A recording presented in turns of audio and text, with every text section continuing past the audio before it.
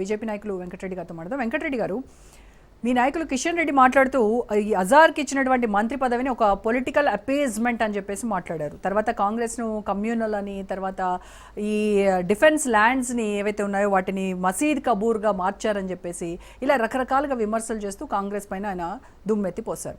అయితే ఒక పక్క మాత్రము బీజేపీ రేవంత్ ప్రభుత్వంతో ఒక కమ్యూనల్ అన్హోలీ నెక్సెస్ అనేదాన్ని మెయింటైన్ చేస్తున్నారు కిషన్ రెడ్డి అని బీఆర్ఎస్ విమర్శిస్తూ ఉంది. ఏం చెప్తారు వీటికి? రోజా గారు, వైపున రేవంత్ రెడ్డి గారితో నెక్సెస్ మెయింటైన్ చేస్తున్నాము, బీఆర్ఎస్ తో మెయింటైన్ చేస్తున్నాం అనేటువంటిది వాళ్ళే చెప్తున్నటువంటి సందర్భం వల్ల. ఎందుకు ఆ మాట అంటున్నారంటే, ఇవాళ జూబ్లీ హిల్స్ లో రాజకీయ ప్రక్రియ అనేటువంటి ఏదైతే జరుగుతుందో, ప్రజల్లో వస్తున్నటువంటి మార్పులు ఒక వారం రోజులుగా నేను తిరుగుతున్నాను. ఇవాళ కూడా కిషన్ రెడ్డి గారితో నేను బోరబండ ప్రాంతం లోపల ప్రచారంలో పాల్గొని ఇంతకు ముందే రావడం జరిగినటువంటిది. చాలా మార్పులు ఉన్నాయి. ఒక 3 మాసాలుగా జరిగిన చర్చ వేరు, యూట్యూబ్లో వచ్చినటువంటి చర్చ వేరు, పెయిడ్ ఛానల్స్ లో వచ్చిన చర్చ వేరు. ఇక 2 పార్టీల మధ్యన పోటీ ఉంది, బీఆర్ఎస్ కాంగ్రెస్ అని చెప్పినటువంటి ప్రచారం అనేటువంటిది ప్రజల్లోకి వెళ్ళిన మాట వాస్తవం. దాంట్లో సందేహం లేదు, నేను దాచడం లేదు. అవన్నీ కూడా ఎవరి ఛానల్స్ ఏంది అనేటువంటిది, ఎన్ని రకాలుగా డబ్బులు ఖర్చు పెట్టినారు, అధికారం ఉన్నది కాబట్టి మేము గెలుస్తాము, మేము సానుభూతి కాబట్టి మేము గెలుస్తామని వాళ్ళు అనుకుంటే తప్పలేదు. అనుకోని ఇప్పుడు ఫలితాలు వచ్చే వరకు కూడా వాళ్ళు అనుకుంటే మంచిది అని చెప్పి మేము ఆలోచిస్తున్నటువంటిది. కాంగ్రెస్ ఇవల్ల అక్కడ గెలిచేటువంటి పరిస్థితి లేదు. చేతులెత్తేసినటువంటి చెయ్యి పార్టీ, చేతులెత్తేసిన పార్టీ ప్రాక్టికల్ గా చూస్తున్నటువంటి సిద్ధాంతాలు కాదు కావాల్సినటువంటి. ఇట్లుంటే ఎట్లయితుంది, ముస్లింలకు సంబంధించినటువంటి ఏదైతే జరుగుతుందో పోలరైజేషన్ హిందూ ఓటర్లను కూడా జరుగుతున్నది. అది చాలా తీవ్రంగా మార్పులకు దారి తీస్తున్నటువంటిది. మీరు అభివృద్ధి మేము చేసినామా, మీరు చేసినామా, ఒకరి మీద ఒకరు ఆరోపణలు చేస్తున్నారు కదా. 55 ఏళ్ళు పాలించినారు, 22 మాసాలుగా పాలించినారు కాంగ్రెస్ వాళ్ళు చేసిన అభివృద్ధి ఏంటో వాళ్ళే చెప్పుకోవాలా. ఇప్పుడు ఏం చేస్తారని చెప్పుకుంటున్నారు? 10 ఏళ్ళు పాలించిన బీఆర్ఎస్ పార్టీ, కేసీఆర్ గారు ఏం చేసిండ్రు అనేటువంటిది అదే కదా. అదే మోరీలు, అదే వాసన, అదే సంబంధించింది. దారిలో మేడం ఇవాళ బోరబండ ప్రాంతం లోపల పెద్ద పెద్ద ఎలక్ట్రిసిటీకి సంబంధించినటువంటి ట్రాన్స్ఫార్మర్స్ ఇక్కడ అక్కడ డోర్లు ఉంటాయి. అట్లా ఆ సెంటర్లలో నేను ఫస్ట్ టైం చూసిన, కొంత చూసిన నేను హైదరాబాద్కి దూరంగా అట్లా కనపడితే అక్కడ ఇబ్బందిగా ఉన్నటువంటి పరిస్థితి, నిర్మాణాలు కొంత ఉన్నాయి. కానీ ఆ పరిస్థితిలో అది నిర్మాణం జరిగింది. అది కాంగ్రెస్ పార్టీ, మన బీఆర్ఎస్ పార్టీ బాధ్యత ఏం చెప్తారు అనేటువంటిది. అట్లా లేదు.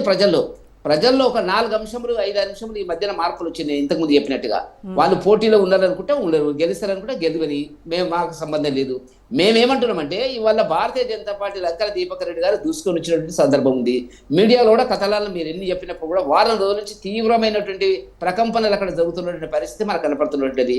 ఒకటి ఏంటంటే, మొదలు గతంలో పోటీ చేసినటువంటి అజారుద్దీన్కే టికెట్ ఇవ్వాలనుకున్నారు, ఓడిపోతాడు అనేటువంటి అభిప్రాయం వచ్చిన తర్వాత అటు ఎంఐఎం యొక్క ఆశీస్సులతోని వాళ్ళ అభ్యర్థిని తెచ్చి ముసుగు కప్పి, ఏ ముసుగు కప్పినారు? కాంగ్రెస్ ముసుగు. ఇది ప్రజలు భరించారు. మీరు గుర్తుపెట్టుకోండి.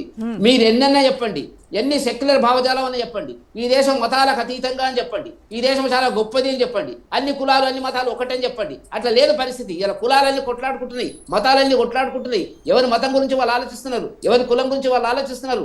దేశ రక్షణకు సంబంధించి జాతీయ భావంలోకి ఇంకా ఒక వర్గం రాలేదు అనేటువంటిది చర్చ ఇవాళ గత 75 సంవత్సరాలుగా జరుగుతుంది. హైదరాబాద్ కేంద్రంగా జరిగినటువంటి అనేక రకాల ఏవైతే ఉన్నాయో టెర్రరిస్ట్ కార్యక్రమాలు ఉన్నాయో వాటన్నిటికీ ఇవన్నీ ముందుకు మొన్న జరిగినటువంటి పహల్గామ్లో జరిగిన బొట్టు చూసి కాల్ చేసిన పరిస్థితుల వల్ల మొన్న రేవంత్ రెడ్డి గారు మాట్లాడింది ఏంటి? ముడ్డి మీద అదంతే పాకిస్తాన్ వాడు ఏం చేస్తున్నారు మీరు అనేటువంటిది. వల్ల మీరు కార్పెట్ బాంబింగ్ అంటున్నటువంటిది, ఇది మాట్లాడినటువంటి పద్ధతుల వల్ల చర్చ ఇది జరుగుతున్నటువంటిది. అభివృద్ధి 2 ప్రభుత్వాలు కూడా ఫెయిల్ అయినటువంటి పరిస్థితి. అది పక్కకు పోయింది. ఇవాళ పక్కకు పోయి ఎప్పుడైతే హజారుద్దీన్ తెచ్చిందో ఒక రకంగా మాకు మంచిగా అయింది. హజారుద్దీన్ తేవడం వల్ల ఇలా చర్చ ఓల్డ్ సిటీ నుంచి న్యూ పట్టణానికి వస్తున్నటువంటిది. ప్రజలు విజ్ఞులు, విద్యావంతులు, అసలు ఏం జరుగుతుంది ఈ దేశంలో, మోదీ గారి పాలన ఎట్లా ఉంది, మోదీ గారి భద్రత ఎట్లా ఉంది, మోదీ గారి యొక్క జాతీయ భావజాలం ఎట్లా ఉంది అనేటువంటి చర్చ ఇవాళ ముందుకు వచ్చినటువంటి పరిస్థితుల వల్లే ఇవాళ 3 రాష్ట్రాలకు పరిమితమైనటువంటి 3 రాష్ట్రాలకు పరిమితమైన కాంగ్రెస్ మొత్తం 20 రాష్ట్రాల్లో మేము అధికారంలోకి రావడం జరిగినటువంటి పరిస్థితి కనపడుతున్నటువంటిది. కాబట్టి ఇవాళ రేవంత్ రెడ్డి గారు వెనుకడుగు వేశారని చెప్పడానికి 3 ఉదాహరణలు చెప్తాను. ఒకటి, అజారుద్దీన్ అభ్యర్థిగా ఒప్పుకోలేదు, ఓడిపోతారని చెప్పి. తర్వాత ఏం జరిగింది? ఎంఐఎం వాళ్ళు ఎందుకు వస్తున్నారు, ఎందుకు పోతలేరు అనేటువంటిది ముస్లింలలో కూడా చర్చ జరుగుతుంది. వాళ్ళు అనుకుంటున్నారు బ్లాక్ మాకే ఒట్టుబడుతున్నాడు. ఇవాళ నేను కిషన్ రెడ్డి గారితో తిరిగినప్పుడు పైన ఉండేటువంటి మహిళలు, మేడము రోజా గారు, మీరు నమ్మరు, వాళ్ళు ఇట్లా చెయ్యుపుతున్నారు. ఎవరు? ముస్లిం మహిళలు.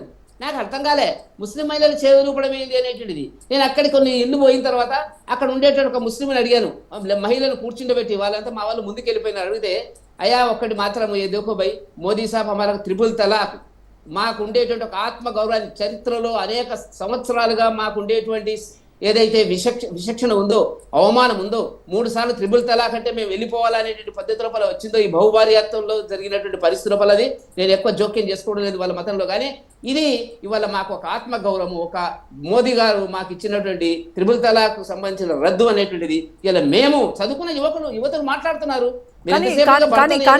కానీ వెంకటరెడ్డి గారు, బీజేపీకి మైనారిటీ ఎంపవర్మెంట్ అంటే భయము, అందుకోసమనే వాళ్ళకి ఇచ్చినటువంటి మంత్రి పదవిని డైజెస్ట్ చేసుకోలేకపోతుంది బీజేపీ. అందుకోసమనే ఈ కోడ్ ఆఫ్ కండక్ట్ ఉల్లంఘించి మరి ఆ నిబంధనను ఉల్లంఘించి మరి మంత్రి పదవి ఇచ్చారు అని గవర్నర్ పైన ఒత్తిడి తెచ్చి దీన్ని ఆపేయాలి ఎట్టి పరిస్థితుల్లో అన్నటువంటి ప్రయత్నం చేశారు. ఇప్పుడు నేను అంటున్నది అదే మేడం, మధ్యలో రేవంత్ రెడ్డి గారికి వచ్చిన సర్వేలు, ఇంటెలిజెన్స్ రిపోర్ట్స్ ఓడిపోతున్నారని వచ్చిన తర్వాత పట్టుకొచ్చినారు అక్కడికి. రెండవది మీరు గమనించండి, ఇక్కడ మీరు నిన్న ముఖ్యమంత్రి గారు లంచ్ మినిస్టర్స్ మీటింగ్ పెట్టినాడు. ముఖ్యమంత్రి గారు నా జ్ఞాపకం ఉన్నంత వరకు అన్ని క్యాబినెట్ మీటింగులు లంచ్తో పెట్టచ్చు, వాళ్ళకి ప్రొవిజన్ ఉంది ప్రోటోకాల్ సిస్టంలో. పెట్టాడు 3 గంటలకు స్టార్ట్ చేస్తాడు, లంచ్ అయిన తర్వాత పెడతాడు. కానీ ఫస్ట్ టైం మంత్రులను ఇంటికి పిలిచినాడు. ఎందుకంటే ఇవాళ కొన్ని సర్వేలు, తప్పుడు సర్వేలు, రకరకాల సర్వేలు వచ్చిన తర్వాత వాళ్ళకున్న సర్వేలు కంపేర్ చేసుకొని మనం ఓడిపోతున్నాము అనేటువంటి అభిప్రాయం రావడం జరిగినటువంటిది. రెండవది ముస్లింలలో కూడా వాళ్ళు అనుకున్నట్టుగా లేదు పరిస్థితి. నేను అది కూడా చెప్పదలుచుకున్నాను, వాస్తవం చెప్పదలుచుకున్నాను. ముస్లింలలో కాంగ్రెస్కే ఓట్లు పడితే అనేటువంటిది లేదు, ఇంకా ఇతర పార్టీలు కూడా ఓట్లు పడేటువంటి అవకాశాలు కనపడుతున్నట్టు నేను చెప్పినట్టుగా. అందుకే బీఆర్ఎస్ తో కలిసి జూబ్లీ హిల్స్ లో మైనారిటీ ఓట్లను స్ప్లిట్ చేయాలని ప్లాన్ చేసింది బీజేపీ. స్ప్లిట్ మేమేందుకు చేస్తామండి? ప్రజల స్ప్లిట్ చేయడం కాదు తప్పది. ప్రజలు విజ్ఞులు, వాళ్ళ ఆలోచన ఉంది, వాళ్ళ మేధాశక్తి ఉంది, ఎవరికి కావాలనుకుంటే వాళ్ళు ఓటేస్తారండి. రేపు మాకు కొన్ని ఓట్లు పడచ్చు, కొన్ని ఓట్లు కొంతమంది ఇప్పటికి కూడా నేను చెప్తున్నా, వాస్తవం చెప్తున్నాను, నేను ఒక ప్రతినిధిగా అనేటువంటిది కాదు. కానీ ఇవాళ టీఆర్ఎస్ వైపు కూడా మా ముస్లింలు చూస్తున్నారు. నేను ఒక 2-3 ముస్లింలు క్యాకరే సాబ్ కాంగ్రెస్ వాళ్ళే అంటున్నారు, క్యాకరే సాబ్ కాంగ్రెస్ వాళ్ళే అని నాకు ఆశ్చర్యమైంది. ఇద్దరు అట్లా మాట్లాడుతున్నటువంటి పరిస్థితులు. కాబట్టి రాజకీయాలు అట్లా లేవు, రోజు రోజుకు మార్పు వస్తుంది. భారతీయ జనతా పార్టీ దూసుకొని పోతుంది. ఇవాళ జరుగుతున్నటువంటి పరిస్థితుల్లో కిషన్ రెడ్డి గారి కాలికి గజ్జగట్టి మరి తిరుగుతున్నటువంటి పరిస్థితి కనపడుతుంటే, సొంతంగా తానే అభ్యర్థిగా నిలబడేటువంటి పరిస్థితి లోపల ఇవాళ ప్రజల నుంచి బ్రహ్మరథం పడుతున్నటువంటి పరిస్థితి కనపడుతుంది. సానుభూతి మీరన్నట్టుగా లేదు, ఉండదు. సానుభూతి ఏ కొంత అది హైదరాబాద్లో పెద్దగా పనిచేయదు. రెండవది, ఇవాళ చర్చ ఏం జరుగుతుంది మేడం అంటే, ఇవాళ ఒక పార్టీ ఒక మత వలను రెచ్చగొట్టేటువంటి ఒక పార్టీ మూసీ నది దాటి ప్రశాంతంగా ఉన్నటువంటి జూబ్లీ హిల్స్లో రంగప్రవేశం. గతంలో ఎంఐఎం క్యాండిడేట్గా పోటీ చేసినటువంటి అభ్యర్థికి వాళ్ళ బ్యాక్గ్రౌండ్ ఏంది, ఆ అభ్యర్థి బ్యాక్గ్రౌండ్ ఏంది, అజారుద్దీన్ పరిస్థితి ఏంది? అజారుద్దీన్ చాలా గొప్ప అంతర్జాతీయ అని మానవతరా చెప్తున్నాడు. అంతర్జాతీయంగా ఏ రకంగా డీఫేమ్ అయిండు, ఈ జాతిని ఏ రకంగా అగౌరవపరిచిండు, నేను డీటెయిల్స్కి పోదలుచుకోలేదు. చరిత్రలో ఉన్నటువంటిది అది. ఆరోపణలు ఆయన ఒప్పుకున్నాడు, ఆరోపణలా నిజాలా అనేటువంటి చర్చ కూడా ఇవాళ జరుగుతున్నటువంటి పరిస్థితి లోపల అజారుద్దీన్ వాళ్ళు గెలుస్తారనుకుంటే పొరపాటు. మంచి పని చేసిండు రేవంత్ రెడ్డి గారు. అజారుద్దీన్ గారికి మంత్రి పదవి ఇచ్చి ఒక చర్చ జరుగుతుంది. అజారుద్దీన్ యాదవ్ క్యాండిడేట్లు వీళ్ళ యొక్క బ్యాక్గ్రౌండ్ ఏంది, కాబట్టి మనం ప్రశాంతంగా ఉండమా అనేటువంటి దాంట్లో అన్ని వెనక్కిపోయినాయి. ఇలా చర్చ ఇది జరుగుతుంది, పోలరైజ్ అయింది. ఆ పోలరైజ్లో 1,00,000 ఓట్లు ఉన్నాయి అనేటువంటిది వాళ్ళు అనుకుంటున్నారు, 90,000 ఓట్లు వాళ్ళకి అన్నీ పడతాయి అనుకుంటారు. అట్లేం జరగదు. హిందూ ఓట్లలో పోలరైజేషన్ జరిగింది. అది మాకు భారతీయ జనతా పార్టీకి లాభంగా పరిగణిస్తుంది. దాన్ని మీరు మతాలు గీతాలు అని మీరు ఏమని అనుకోండి, కానీ ప్రజల్లో జరిగినటువంటి, దేశంలో జరిగినటువంటి పరిస్థితి ఇవాళ ఓటు బ్యాంక్ అనేటువంటిది అయితే జరిగిందో, ఈ సూడో సెక్యులరిజం సంబంధించినటువంటి దాన్ని ప్రజలు తీర్పులు ఇస్తున్నారు. తెలంగాణలో అది జరుగుతుంది. మేము 8 సీట్లు గెలిచినప్పుడు జరిగింది. 48 సీట్లు మేమైతే మున్సిపాలిటీలో గెలవడం జరిగింది. ఈ మధ్య జరిగినటువంటి ఏదైతే కౌన్సిల్ ఎన్నికలలో కూడా మేము విజయ డంకా మోగించడం జరిగినటువంటి. కాబట్టి ఇలా భారతీయ జనతా పార్టీ అంటే బీజేపీనే మతతత్వ పార్టీ, భిన్నత్వంలో ఏకత్వాన్ని కాపాడేది కాంగ్రెస్ పార్టీ. దేశంలో హిందూ అని చెప్పుకునేటువంటి ధైర్యం మోదీ గారి పాలనలో వచ్చింది. హిందూ అని చెప్పుకునేటువంటి అసలు హిందువులు లేరండి ఇక్కడ. మేము వేరే పార్టీ గురించి మాట్లాడతలేము. ఏ సెక్యులర్ అని ఇంతకాలం నుంచి కాంగ్రెస్ వాళ్ళని చేస్తే ఏం జరిగిందండి? ఒక్క సీటు గెలవలేదు కదా. 2023 ఎన్నికల లోపల వాళ్ళు ఒక్క ముస్లింను కూడా గెలిపించుకోలేదు. వాళ్ళు ఎవరు? కాంగ్రెస్ వాళ్ళు. ఎక్కడ ఉన్నారండి? దేశంలో వాళ్ళలో మార్పు వచ్చింది. దేశంలో వాళ్ళ జీవన స్రవంతిలోకి ముస్లింలు కూడా రావడం జరిగింది. మహిళల్లో మార్పు వచ్చింది. ట్రిపుల్ తలాక్ వాళ్ళు వచ్చింది. కాశ్మీర్ మీద భారత ప్రభుత్వం తీసుకున్న నిర్ణయాన్ని వాళ్ళు సమర్థిస్తున్నారు. పాకిస్తాన్ లో ఉండేటువంటి పరిస్థితులు వాళ్ళకి అర్థమైపోయింది. ఆకలి చావులు ఉన్నాయి. భారతదేశంలో బ్రహ్మాండంగా బతుకుతున్నారు.